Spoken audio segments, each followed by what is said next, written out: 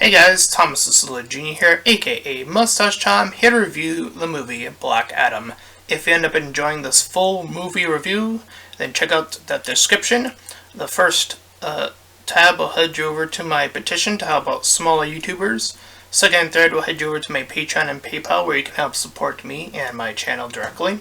And the fourth will head you over to my Discord server where you can meet other YouTubers and potentially collab and partner up and talk about other stuff. So all that neat stuff. And shilling will be reminded at the end of the review as well, so look forward to that. Well, all that out of the way, let's get into Black Adam.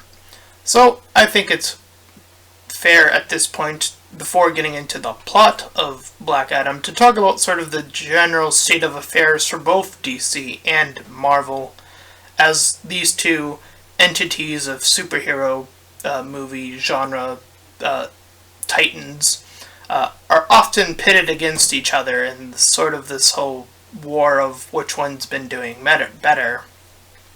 And I would say, for the most part, earlier on, Marvel has been the predominant one through its earlier phases. However, based on either what I've heard or have even seen from Phase 4 in particular, Phase 4 has been an overall dumpster fire from, again, what I've both seen and heard. So it's not just me speculating or just hearing about it. I've seen some of it myself, and boy oh boy, Phase 4 of Marvel is just at the bottom of the barrel. And DC, comparatively so, has been turning out some pretty interesting movies, like the Batman. While it did have its issues in the third act primarily, I would still say, as an overall movie, it was still more positive than negative in terms of being objectively good. And other movies in that ilk as well seem to be coming more from DC now, at least, more so than Marvel. So, will this be another triumphant step, or will this be a backstep in DC's catalog of superheroes? And I'm gonna say I'm not really sure, and I think that will be very clear once I give my score at the end of the review of where this is actually landing right now. And again, I'm here to be as objective as possible. So, we begin the movie. Now that we're talking about the big old plot, we begin with some narration about this location called Conduct. I hope I pronounced that right, but it's some location some time ago. Excuse me. And we had this King Acton, I believe his name is, and he's forcing several slaves to go look for minerals, and these individuals truly believe if they help find the minerals that they will be freed, but that is not the case, as we will shortly see, as this one particular man gets killed after finding this this power source, like I believe it's called interminium or something like that. It's irrelevant. It's a big power source gem thing. That's all you really need to know. So we see this younger character manage to snatch this power source away, and however, through his desperate attempt to get away, he does end up getting caught. And he ends up getting teleported away before he's decapitated, which would have been the punishment for such insolence back then. However, he's instead put upon the Council of Wizards and given the powers of the ancient gods by calling the name Shazam. So, we cut to what I'm going to assume is either a today-ish society, or based on some of the other elements in this movie, somewhere in the further future, question mark? Yeah, there are certain elements in this movie that do get a little bit weird in that regard, where there are like these flying bike enemies, and I'm like, okay, so that technology, I don't remember seeing anything in the DC era that like this before, so, and I'm pretty sure we don't have those flying bike things in today's era, so I'm gonna assume that this is some sort of future thing. Anyway, we follow this young skater kid as he's skating along, and he's stopped by this what I called in my notes an outside enforcer. This kid tells him off, saying that like you came into this country and you're trying to essentially power in our little peaceful town, and you've sort of monopolized it and with your guns and all that stuff. And as we quickly learn, there's this vehicle we're also sort of following along with this, and we see the kid sort of regroup with this van, and in the van is his mother. So there seems to be some sort of plan that they have put together to distract the guard, so that these people in the van could get further along in this checkpoint.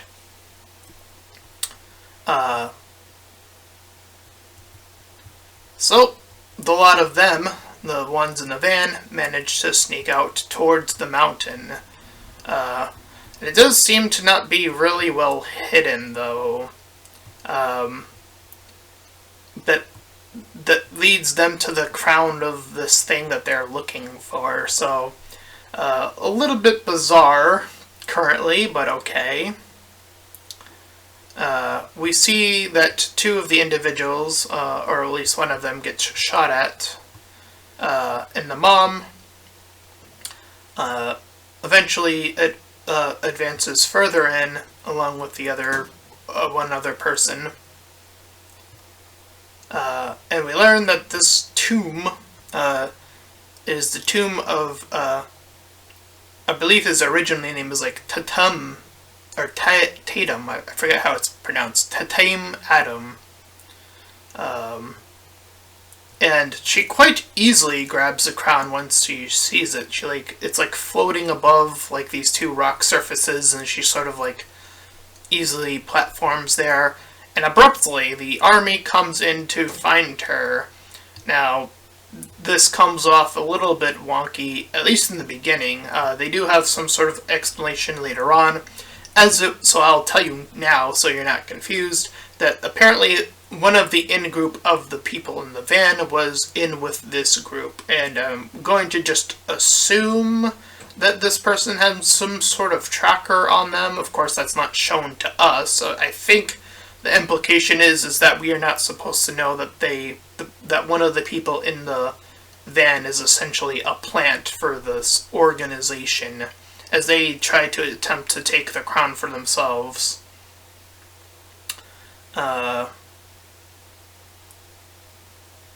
So she calls out Shazam, or for Shazam, I should say, and this is when Black Adam is summoned, or his previous name. But for the sake of simplicity, I'm just going to call him the name he or takes at the end of the movie is essentially it. But for simplicity's sake, I'll just call him Black Adam, just to keep things simple for myself.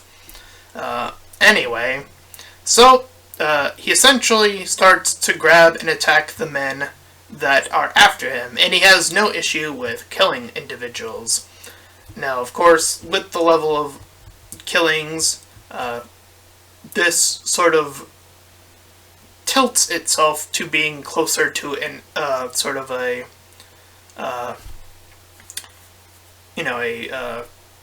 not an anti-hero, what was it called? But like, not a villain, obviously, but not like a hero. I think it's anti-hero. Man, I'm losing track of the name of these names. Anyway, point being is that he does successfully fight them off. And in the process of doing so, he does manage to save the mom in the process. Now, I will say here that it does seem that he seems to indicate that she does have the crown to a degree. So there's some, very loose connection as to why I guess he doesn't just kill her too. Um,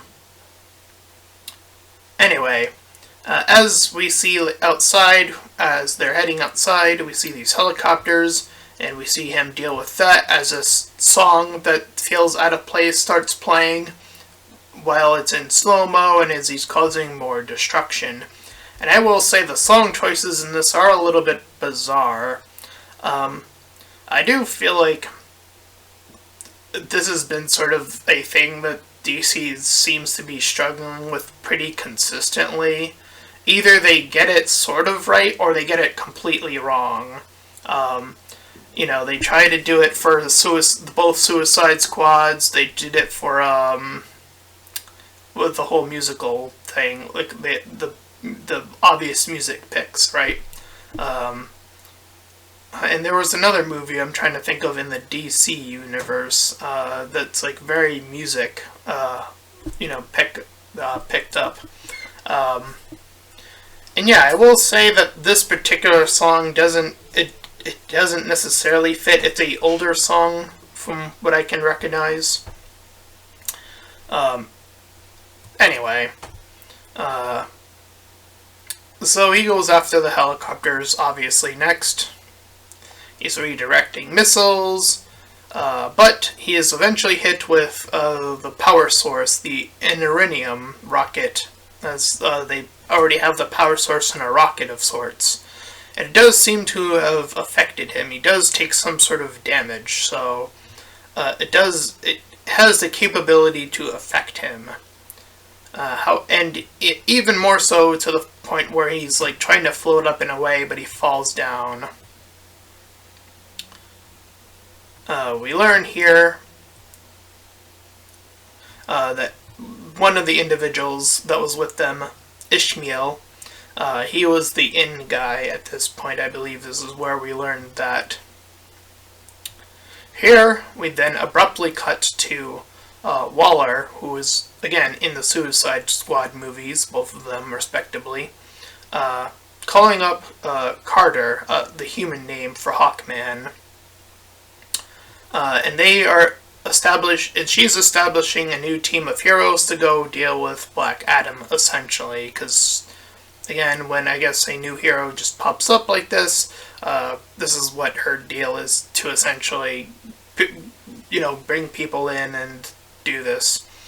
So the four individuals, including Hawkman himself, are also Cyclone, Atom Smasher, and Dr. Fate.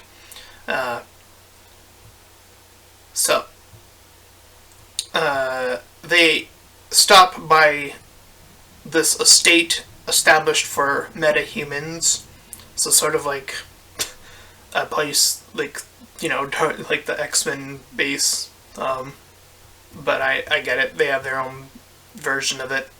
Anyway.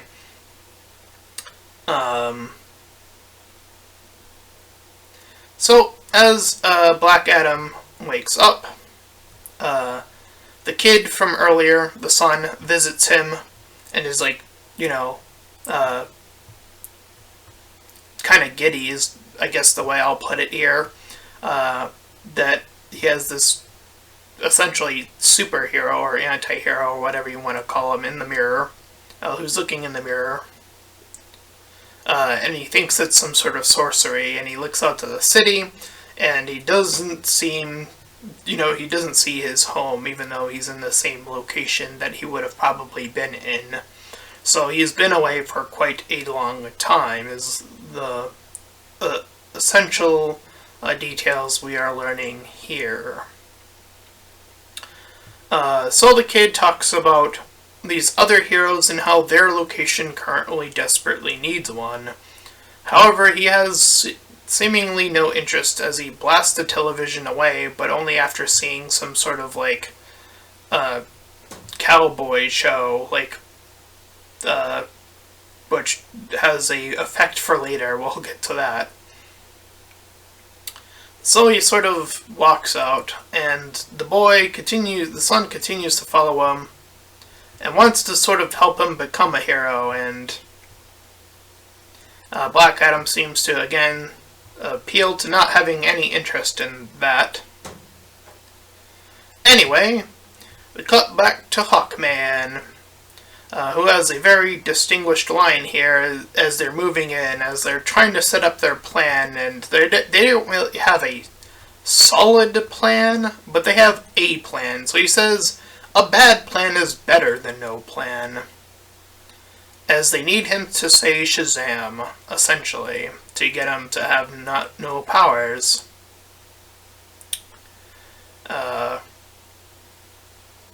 And the other heroes are with them, doing a little bit of, conversing along the way. All the while, we see the kid in the streets trying to play catch up to Black Adam here, and he steals a radio along the way, saying that they have a new hero. So he's hyping up. He's like Black Adam's hype person, essentially throughout the movie. And the mother she pops up out of nowhere, by the way. She conveniently stops him from moving any further, stopping her own son. She literally just comes out of nowhere. So, okay.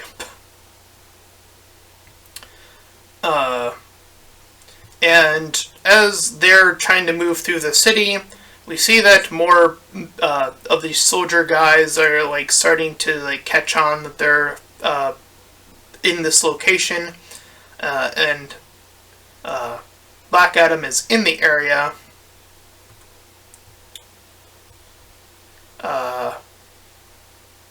And this is where the second song / bit happens during this rather short section of the battle, where Black Adam does the thing he saw on the television for whatever reason, pointing his finger like a gun almost, and then blasting that way. Now, this is when I'll say this little moment seems like this would fit more with Shazam rather than Black Adam. That being that, Shazam is a kid that would probably look to something like television a lot more and do things he saw on television, or mimic things he saw on television. That would seem to fit, again, Shazam, but Black Adam, I'm not sure why he would pick that up and use it later on. That bit doesn't feel like it fits his character.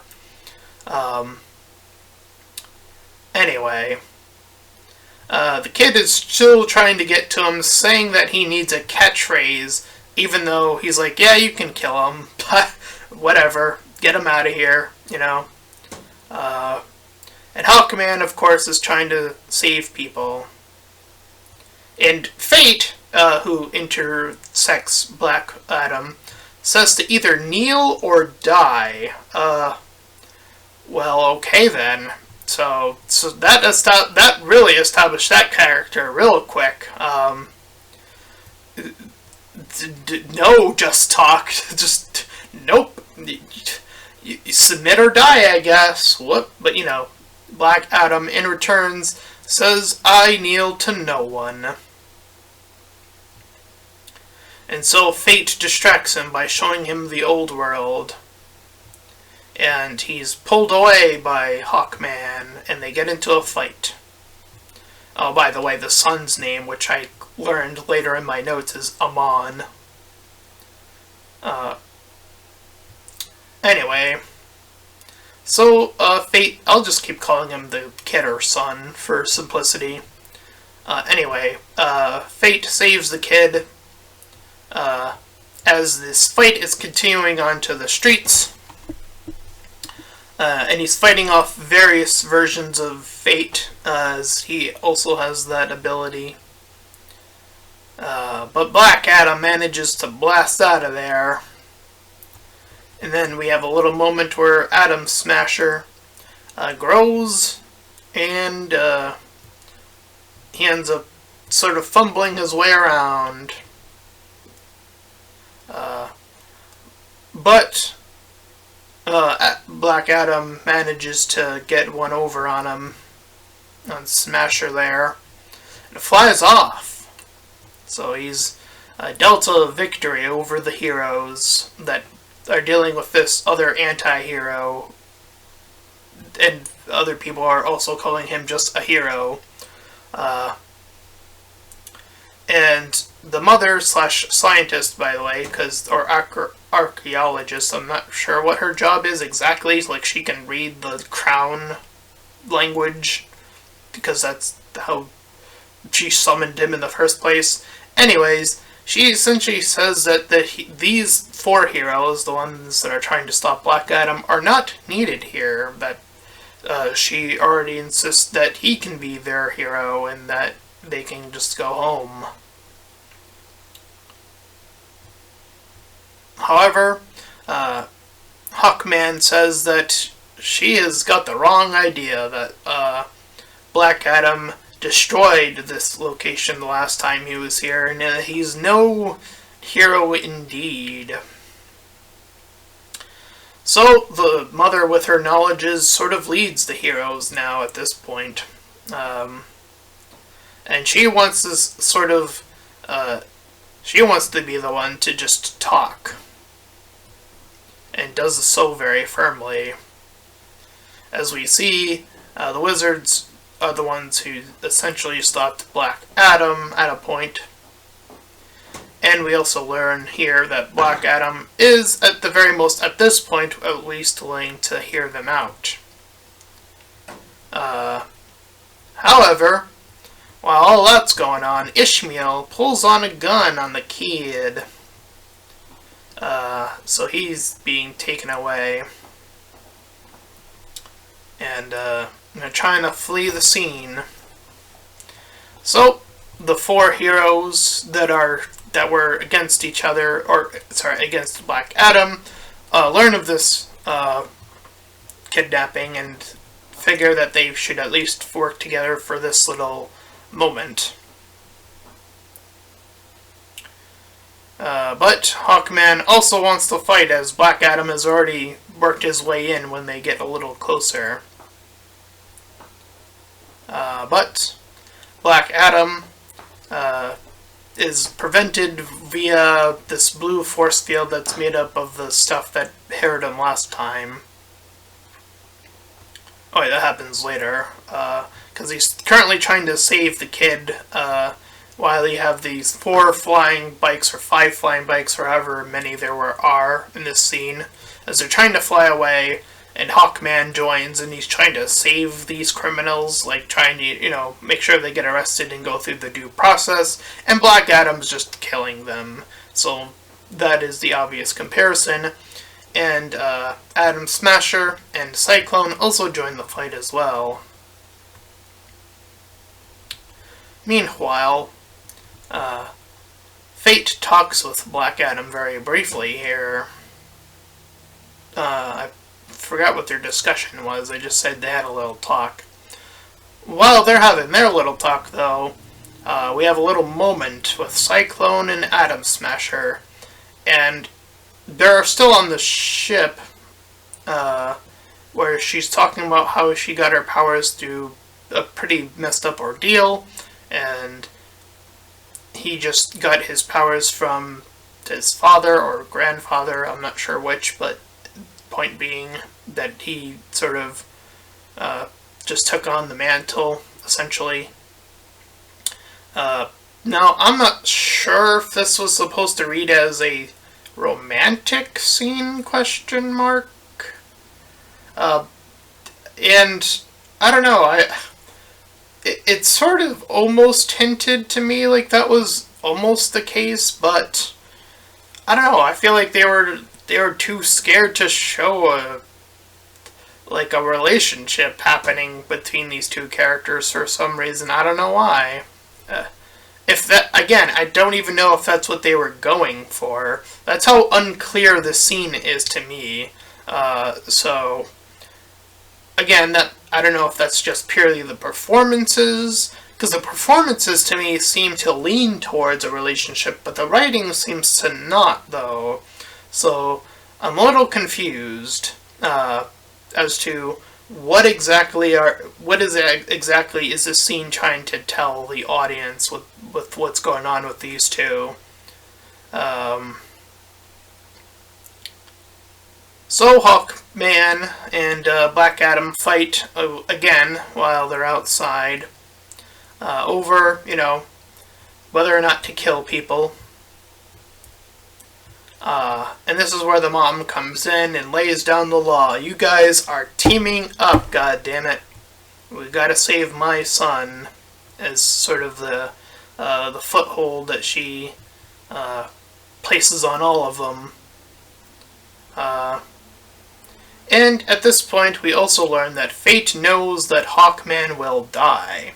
And we see little glimpses of this from Fate's perspective. They're like little snippets from like later on in the movie. And I suppose this is, to me, that's Fate's most interesting ability, because I do feel like that separates him from Doctor Strange, where he says that there were all these possibilities, but we never see any of them. Like, I actually like seeing that, like, we get at least a little glimpse of, like, this potential fate, as he puts it. And this is where we get a little bit of I believe this is, like, where we repeat one of his lines, because they both do it to each other. Hawkman repeats Fate's line, and Fate repeats one of Hawkman's lines to one another at certain points of the movie. And I know I didn't write them all down, so I'm making sure I put that out there. Anyway, so Black Adam is trying to move in, and the mother is again with them at this point. And now we learn that Ishmael, the guy that was on the in-group, was the ancestor of the king that we saw at the beginning of the movie, or something of that nature. So wow, that's a lot of resentment, or whatever it's supposed to be, I guess. And then as like all of these things are correlating, and all these groups are like interlocking and trying to deal with each other, there's like this big slow-mo explosion that happens. I forget who causes it, but point is that like we have several people trying to save other people in the slow-mo.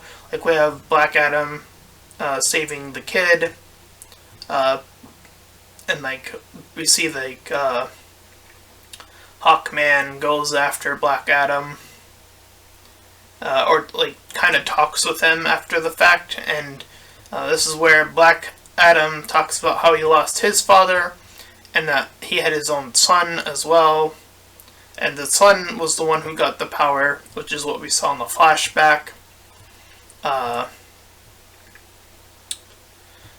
And so as they're standing in the sort of staircase, and Hawkman is doing the just talk, he manages to convince Black Adam with the just talk method for him to say Shazam and for him to lose his powers at this point of the movie.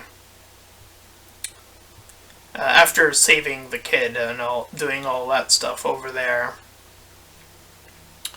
So, now that they have that, they go as a group, to the underwater base, or a underwater base, where they suspend Black Adam in this tank thing.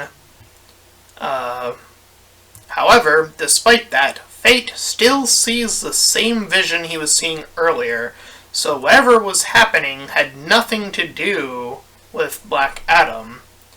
Even though, again, so that to me is really interesting, because, again, he's seeing a certain level of fate or destiny or whatever, but it's very unclear as to what is causing it, which to me is always the fascinating thing you can kind of do with sort of like a fate-based power like this, is like, you can see the future, yes, but what causes that future is always going to be an unknown. It could be any number of entities or, situations that can arise. Um, and this, by the way, is where Hawkman repeats Fate's line about fate, because that's what he said earlier about fate. He said something about fate. I didn't write the lines down specifically. I kind of wish I did, but whatever. Anyway. So we see Ishmael call out the name as he holds up the crown upside down. He calls out the name Sabak. This allows him to turn into essentially a demon man, or I guess a straight up demon, I think. Now, I have no clue what Sabak is. I'm guessing this is a very Black Adam thing. So I'm just gonna assume that that is the case. So Fate, knowing that Hawkman was going to die, he chooses to block them off from getting inside as he moves in and tries to help and frees Black Adam. And Black Adam, we see, fight off some of the other guards. However, in this process, Fate is still way further ahead, though.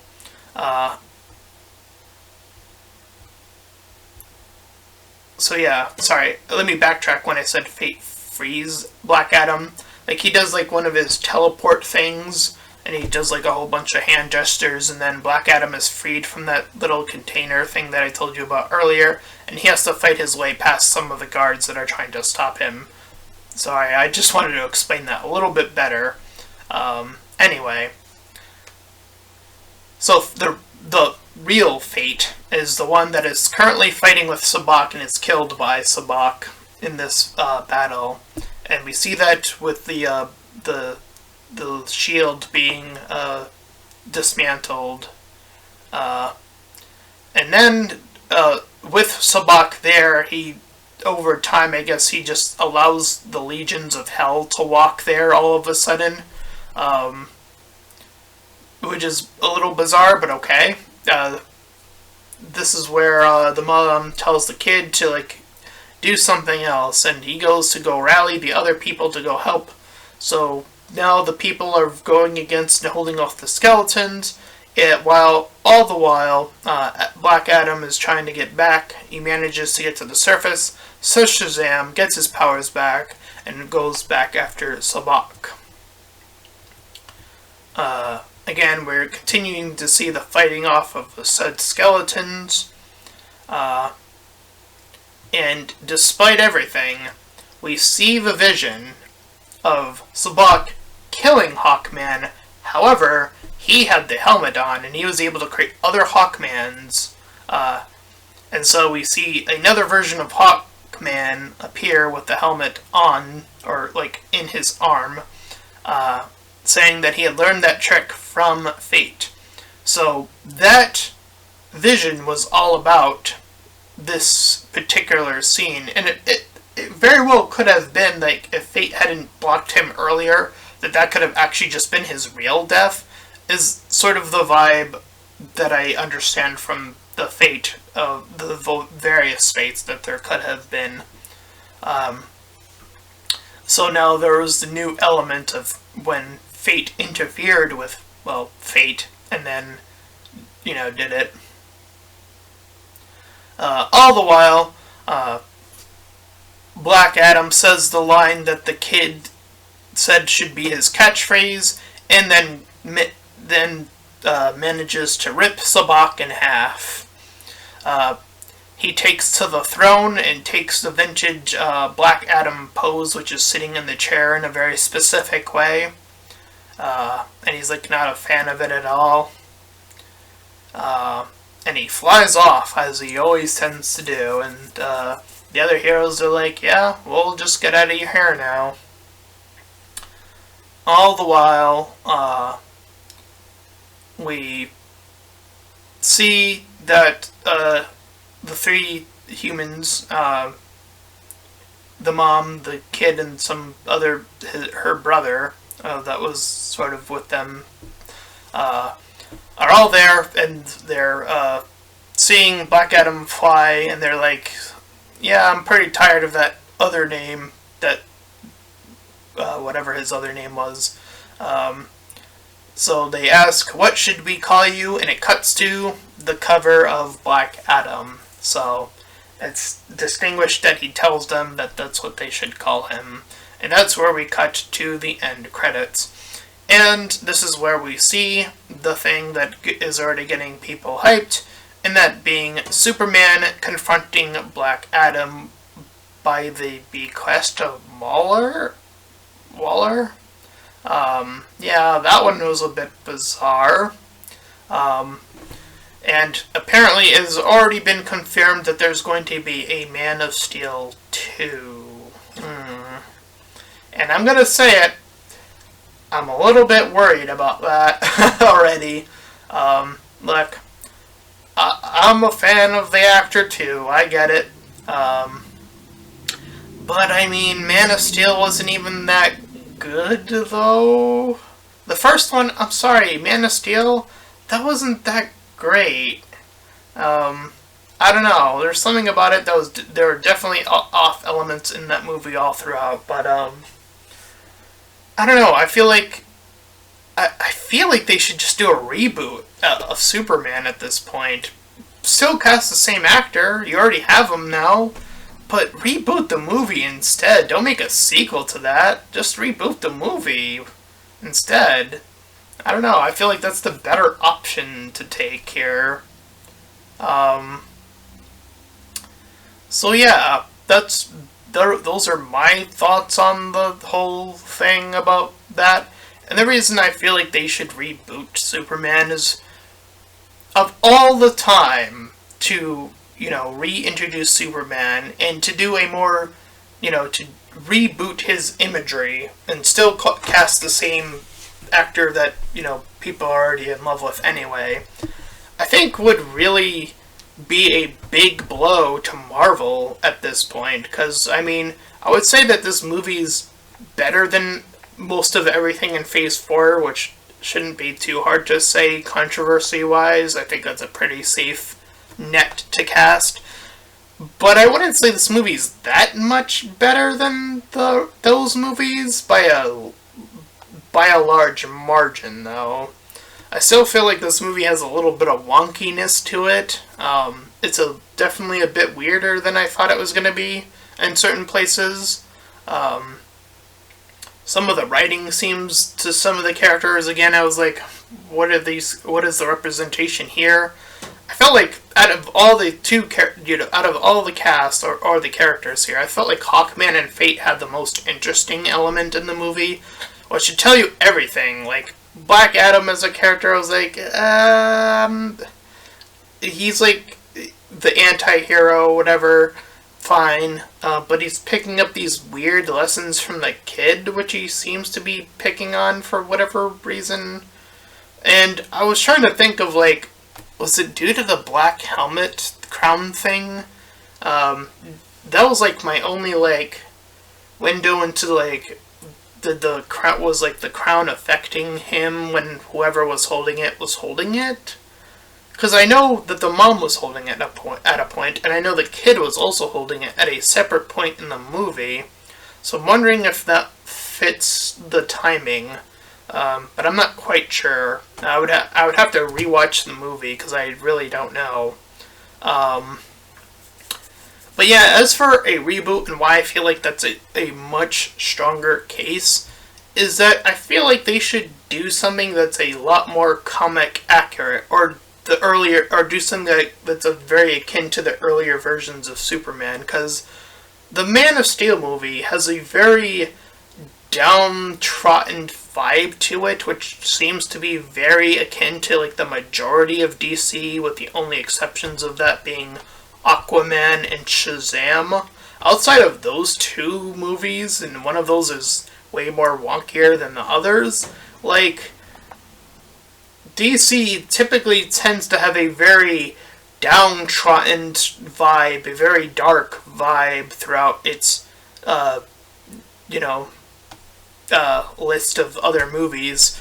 And I'm sorry, but I'm going to be blunt about it. Superman, to me, and this is a subjective opinion, was always like the beacon of light. Like, he was the guy. If you were ever going to do a light hearted movie with a guy that had genuine ideals and wanted to see the best of the best triumph and the good old Superman way. If there was any character to do that with now, in this timing that we have, would be Superman. Who better to do a hopeful movie than Superman? He's the guy. Dark, the whole dark and brooding stuff, you already have Batman for that. That fits his character, which is why I have no problem with his movies being dark and gritty and all that stuff. But for some of the other characters, I'm like, why? Why are you doing this overt dark and brooding stuff for, like, the entire Justice League? It doesn't really fit when the Justice League as a group is a very diverse and divergent group from that sort of outlook. So yeah, I don't know. Again, I feel like Superman would get a more enlightening movie. And I don't know, I feel like if you did that, if you went back and you just rebooted the first Man of Steel movie, I feel like if you, did it well, and, you played to the iconic music, you played to a really great villain, you played to the idea that Superman's gonna do his best and fall in love with Lois Lane all over again and make Lois Lane way more of the character this time around. There are quite a few things you can do to improve the Man of Steel movie. Have his father impart better concepts, better ideals that, inspire him to do these things the way he does. All of these things. You can do all of these things, and I think that movie, the reboot movie that I have in my head, that I think a lot more people would want to see as well, I feel like that would crush Marvel. Crush it! I mean, Marvel's already doing shit in Phase 4. If you rebooted Superman in that way, you would be... DC, you'd be blasting Marvel. You have a chance to do that, but you're gonna go Man of Steel 2. I don't know. Again, because now it's going to be a sequel. Now we have to consider continuity. That's the problem. And the continuity of Superman's kind of fucked. It kind of had him do some really questionable shit. It kind of had him ruin a lot of stuff. Does Man of Steel 2 take place after Batman v Superman as well? Like, how far after is Man of Steel 2 to take place? Is it the current timeline? Because, man, that version of Superman is lame. I'm just going to be blunt. That version of Superman, lame. So yeah, I don't think that that's a good idea. Again, I think they should have just said a reboot, or just not even confirmed that it was Man of Steel 2. I think that was a grave mistake, and now we're going to have to wait and see what the consequences of that are going to hold. As for this movie, though, again, I feel like it's sort of an in-between sort of a movie. So I think the best score, objectively, that I can give it is like a 5 out of 10. And yes, a 5 out of 10 is better than every Phase 4 movie, with the only exception being the one Sony also movie, that being the Spider-Man one with the other Spider-Man in it.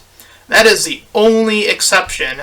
Everything else in Phase 4 is easily under a 5. From what I've both seen and heard. And I wouldn't even be abruptly surprised if I gave those shows a shot that I would come to the very same conclusions that is the case. So yeah, a 5 out of 10. It has a lot of wonky elements, but it does have certain strong elements here and there that help solidify it to a degree. Again, some weird choices as well. Yeah. So that's my full review of Black Adam. And again, if you ended up enjoying this full review, then please feel free to like, comment, and subscribe. Also, make sure to check out those links in the description. One will head you over to my petition, second and third to my Patreon and PayPal, where you can help support me and my channel, and the fourth to my Discord server, where you can join and talk up with other YouTubers and collab and talk and do all that fun stuff. And until next time, everyone, bye-bye!